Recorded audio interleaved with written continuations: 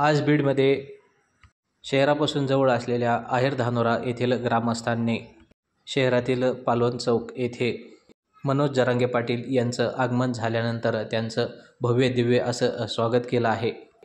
याचबरोबर ग्रामस्थांनी त्यांना पालवन चौकापासून रथामध्ये त्यांना बसण्याची विनंती करत भव्य दिव्य अशी मिरवणूक काढण्यात आली आहे.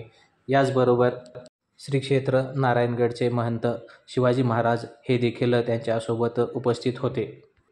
यावेळी आहेर धानोरा येथील ग्रामस्थ मोठ्या संख्येने उपस्थित होते.